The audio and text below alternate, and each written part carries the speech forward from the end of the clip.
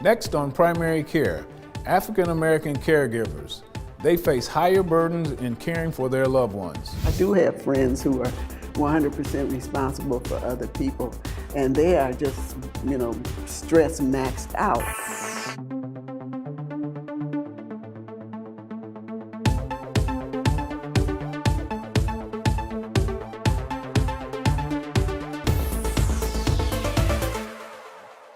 Hello, I'm Dr. Lonnie Joe, and welcome to Primary Care. Caregiving for someone with Alzheimer's disease is hard, and it's particularly hard if you are an African American.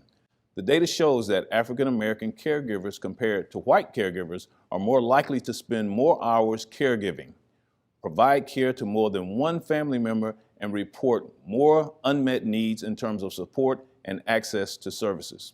With the number of African Americans at risk for Alzheimer's disease expecting to more than double to 6.9 million people by 2030, caregivers will need more appropriate and relevant resources to deal with the oncoming tsunami. Joining us today to talk about ways to help caregivers caring for loved ones with Alzheimer's disease is Dr. Paula Duren. Dr. Duren has her PhD in counseling psychology and is the founder and president of Universal Dementia Caregivers. She started the organization after years of caring for her parents who had Alzheimer's. Dr. Duren, welcome to the show. So pleased to have you. Thank you very much. You are uniquely positioned to do this work. It's almost like a calling for you, so to speak. I understand that both of your parents were affected by this terrible disease. Yes, they both were, and I feel like it's a calling. After caring and loving on them for years, I learned so much. And the challenge was I thought I was smart. And then I realized I was book smart. But then when you really start caring for someone, you realize you need to be heart smart. And as a result of that, I learned a lot and then created this nonprofit because there's so much need for caregivers. Most people care for the loved one with the disease. We care for the caregiver. That's very true, because without the caregiver, I think we kind of lost our way in the wilderness here on this disease state, because so much is hands-on for a person who cares for an Alzheimer's patient. Absolutely. At the early stages, not as much, but as the disease progresses, you at some point become the person that does everything for them. And I don't think people are ready for that. That transition is so massive. Tell us about the disease itself. How are African Americans affected disproportionately by this disease? Well, first of all, the numbers tell us and the piece that probably frightens me most is that we are the last to get a diagnosis, if we get a diagnosis at all. So we have the disease, and it's starting out sometimes, people are confused. I don't know if you remember, do you remember back in the day when we said we had Uncle Joe in the back room, and we just kind of said, oh, crazy Uncle Joe? Yeah. And it might have been senility. I really believe it was dementia, and we didn't know what to do with it. And what I feel and experience sometimes with people of color is that we don't realize it's a brain disease and not a mental illness. And if you're starting from that position, you treat it differently. Because in our community, we don't talk about mental illness that much. We take it to church and hope the church and the Lord can bless us to get past this mental state. And it's going to be all right. And it's going to be all right. And I'm a believer. I'm a believer in faith. But there are so many resources around that could help support a caregiver. So the disease is there. We really don't know what to do with it. We don't understand it. And it's so important to understand the disease and the progression of the disease. That way it prepares you to do your work. Well, your point is well taken. For years, there were no statistics kept on African Americans in this arena. So they were always taken care of by family members. That's right. Nursing homes were not places necessarily for our community. That's right. Someone always had a room in the home, in the community, that was able to take care of them. We Absolutely. provide food and a little money to take care of Uncle Joe over there. So it's been around, but now it's coming into its own, so to speak, in terms of being recognized and what we need to do about it. But back to your point about the caregiver, that seems to be my struggle as a practitioner. If I don't help that caregiver, I'm really not helping that patient, because my ability to help the patient is limited. Right. Where do the caregivers fit in this whole thing? We know that they're very important, but help us understand something about the problems and the challenges that they face. Well, first of all, the caregivers need to first understand the disease. Secondly, our caregivers are feeling isolated. They feel like there's a lot of stress to this disease. And when you think about Alzheimer's, they say it's the longest goodbye that you ever say, because most terminal degree diseases are, there's an endpoint, and it's normally not 10 or 15 years later. So people are struggling and focusing on the loss. So they're in pain and some levels of depression all the time. Doc, what we do is we focus on reframing that conversation. Because if you reframe it from losses to death, from losses to gifts that still exist, because all we focus on is what they're not doing, what they don't have capacity to do. And so then if you're only focused on the negative, guess what happens to my caregiver? And all the research shows us that a loved one with dementia plays off of your energy. So if your spirit is sad and depressed, guess what you're giving to that loved one with dementia who doesn't have the ability to throw it off anymore? And that's significant. It's very true, because even just changing the surroundings, Yes. the room that the patient is in, sometimes is a negative effect and the outcomes in the behavior of the patient, as opposed to them seeing something that is familiar. I like your approach of saying playing off the positives, because that works for the caregiver also, to understand that there are some good things and even some good times that I can continue to enjoy Yes. with Dad. And that's so important, because there's so many things that you can do to know the person is still alive. See, we forget that there's a human being in there that has the same emotional, same physical needs that you have. And I know you, and forgive me if I'm diverting too much, sometimes they say, my dad now with dementia is a dirty old man. No, he has the same physical needs, but doesn't know how to express them anymore. You and I have the capacity in our brain to say, you can't say that, don't do that, right. But they don't have it anymore. And it's so important, if we understand the disease, we wouldn't be interpreting those behaviors as negative. We would be figuring out, how do we effectively manage those behaviors? The childhood filter becomes yes. the Yes. rate limiting thing in terms of conversation. Absolutely. But here again, that's something for caregivers to understand. Even the outbursts that these people Yes. may have that are represented sometimes in anger Yes. toward the son or the daughter or the nephew who's taking care of them, that is a real issue for people to understand. Look, they're really not directing it toward you. Yes. And that's a real problem for us to help people. We've spent a lot of time talking with families about this. Well, we take it personal. And in taking it personal, for example, they may never have cursed at you.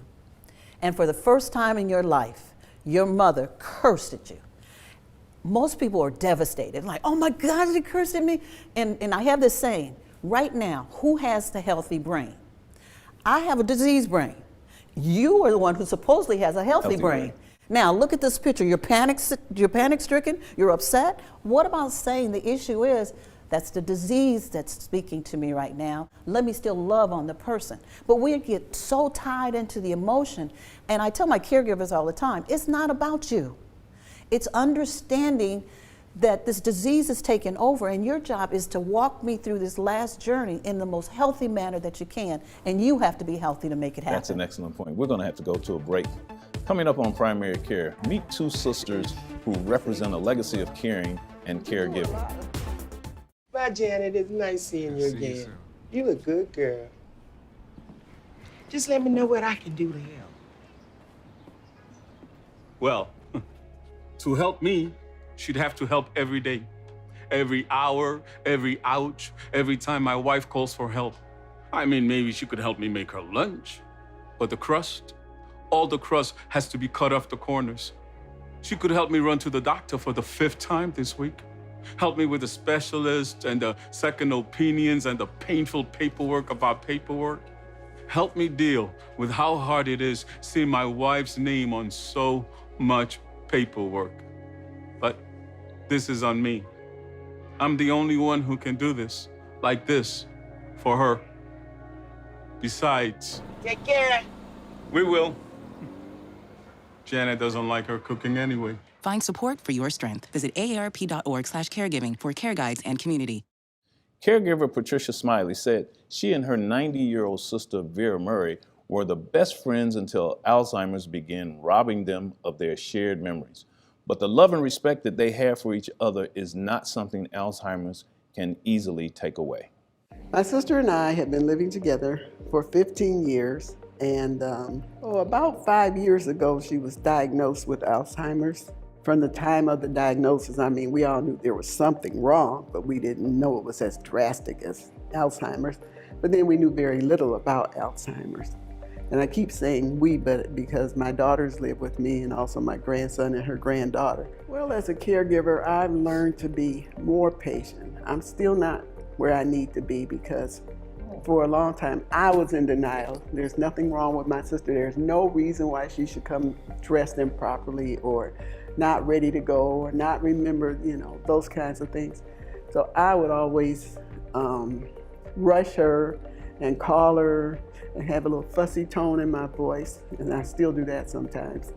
But I don't want to, I already know that there's a problem, and I don't want to make the problem worse by being a fussy person. Some of the stresses I've experienced are being able to organize and sort things out without actually doing those things. As I say, she sleeps upstairs, I sleep downstairs. I mean, that's where our bedrooms are. So she tends to come to my room for us to socialize together. And if she doesn't come to my room, or if it gets later and she hasn't come downstairs, then I'm very concerned I haven't seen her. It's 12, 1, 2 o'clock and I haven't seen her, I haven't heard her. I think anybody who's got 100 responsibility must take care of themselves, because if you don't have anybody to bounce things off with or to laugh about those things that, they seem important at the moment, but then you find out they're not really. And if you don't have somebody right there with you or somebody you can contact, quickly, because I do have friends who are 100% responsible for other people, and they are just, stress maxed out. It's important that caregivers realize that they need the reward, that they are doing work. When they're doing physical work, it's easy to identify, but when you're doing mental work and you're trying to phrase things in a way that you're not going to insult somebody or take their humanity for granted, that kind of a thing. We don't need to do that. We need to be nice, polite. The way she is to me, I need to be to her. Without Pat being so patient and kind and putting up with me too, because sometimes I think I'm a little over anxious, and maybe I might be expecting too much of her. But she's always kind and gracious to me. When I made the commitment to her, it wasn't a decision to say, okay, well, I got to do this. But I did make that commitment to the Lord at the same time.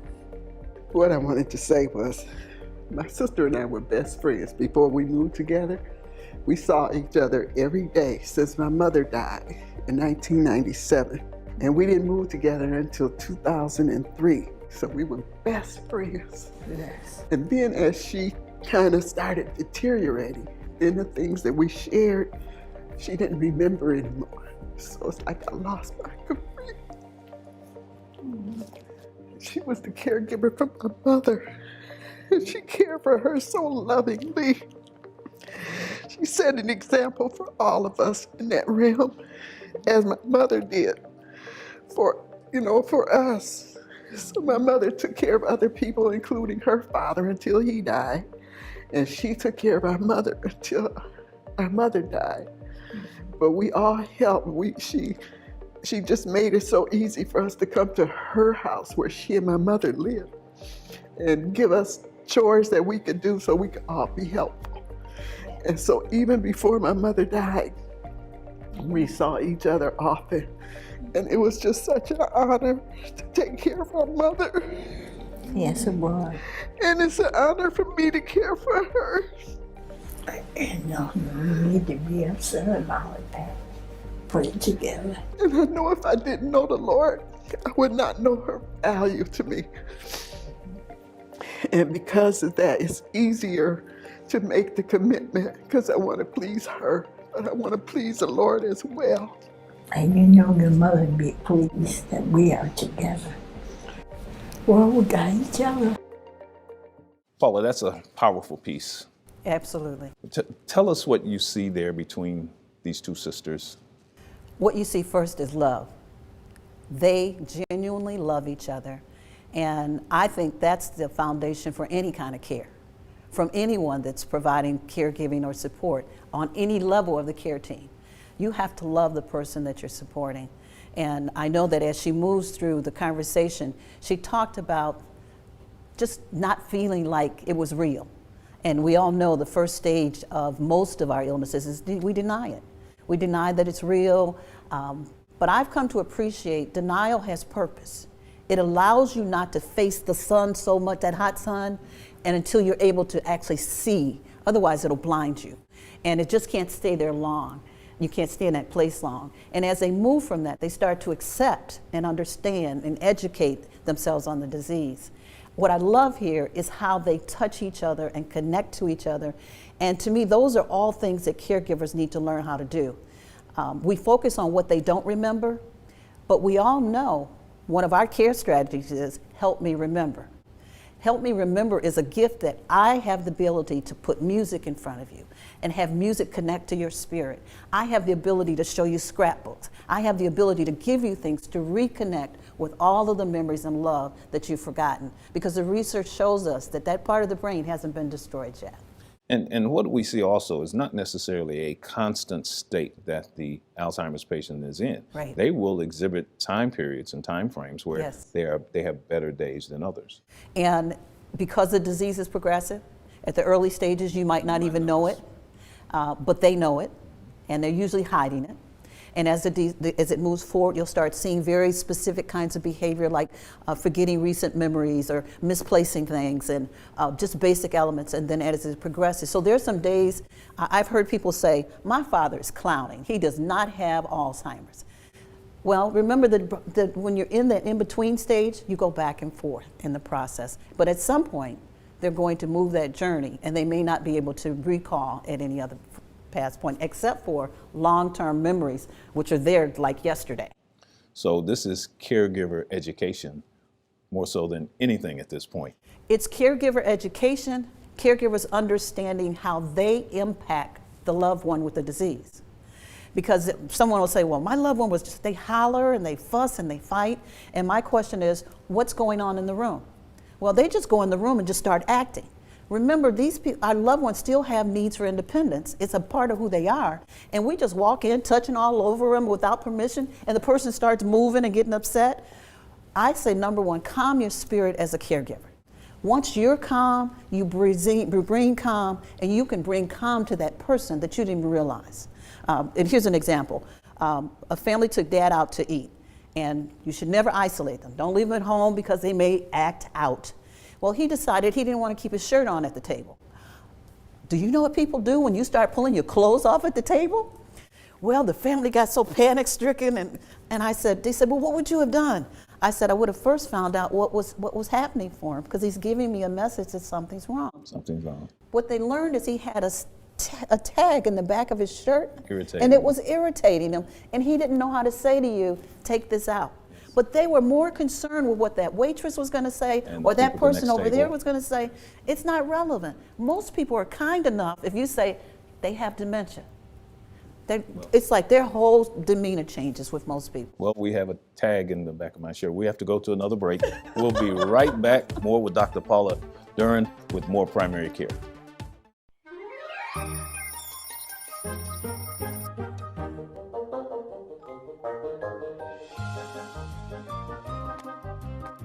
We women sure know a lot of numbers by heart. But do you know the most critical numbers for your heart health? That knowledge could save your life. Do you know your numbers? Talk to your healthcare provider today to learn your health numbers. Your heart depends on it.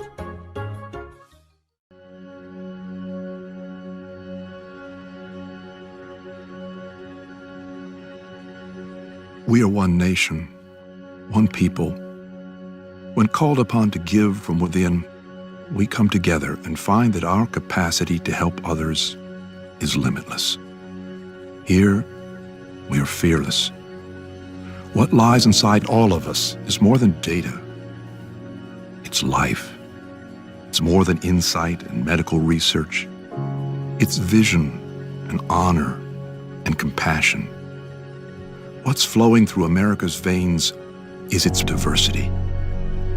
The next great breakthrough will be found in each and every one of us. And what we find there will unlock mysteries, heal the sick, and eradicate disease. We ask for 1 million individuals to come forward and stand on this landmark in history. We ask America to do, once again, what she has always done: lead the way forward. We're one nation, one people, but all of us are different, and it's those very differences that will lead to answers for generations to come.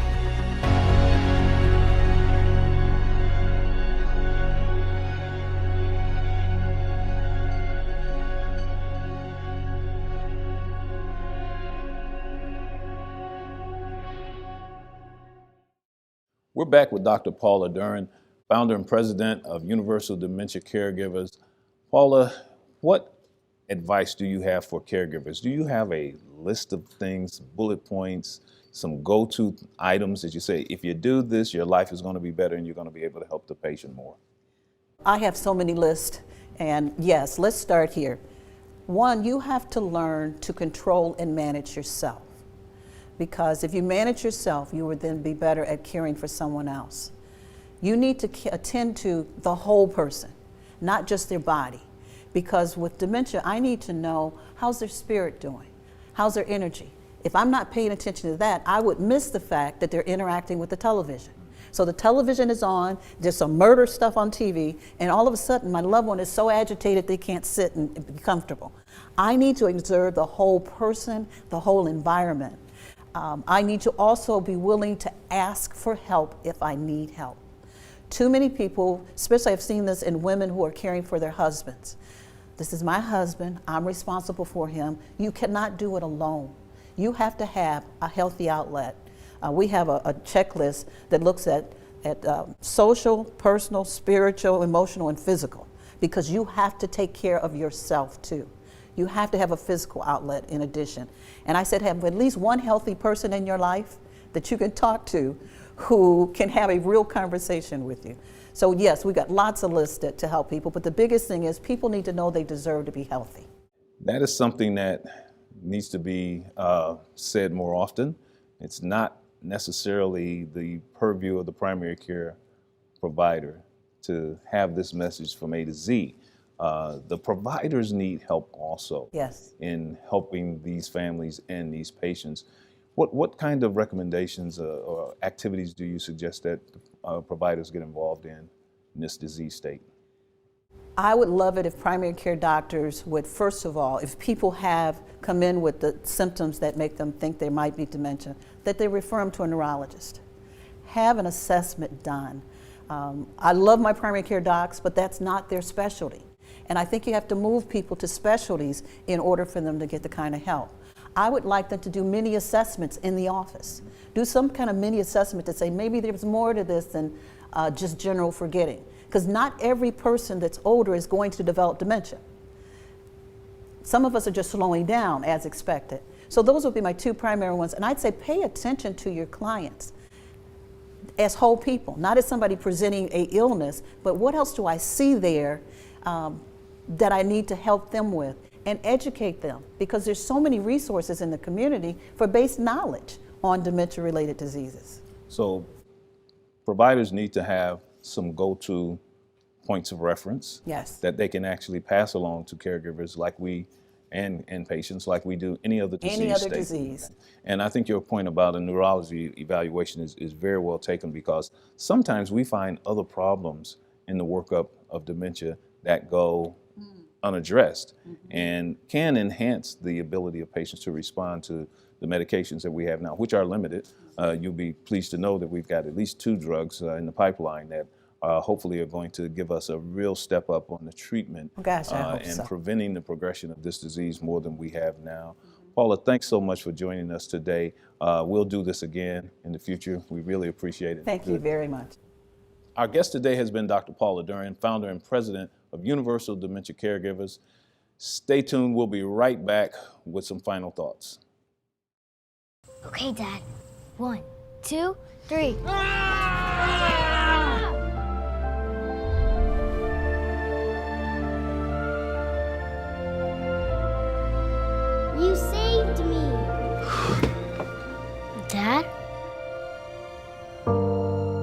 you okay? I'm fine, dear. Your hero needs you now, and AARP is here to help. Find the care guides you need at aarp.org/caregiving. They say you don't have to be so strong, but this is my mother, my purpose. Strength is not optional. See, I lift her now like she raised me then, so I know my strength is super, but I'm still human. Oh, look who's here. Here's some final thoughts on dementia and caregivers. You know, society is thought to be measured by how we treat our young and how we treat our old. And I would hate for anyone to try to grade us at this particular point in time on how we're treating people who suffer from this severe disease state. Unfortunately, the age group that's being affected is decreasing. The prevalence of the disease is higher amongst certain populations like African Americans, and we aren't doing very much about it that gives us the outcomes that we need. Our society now is going to be challenged with paying more attention to a disease state in the later years of life that is going to require our attention like it has never required it before. For Primary Care, I'm Dr. Lonnie Joe.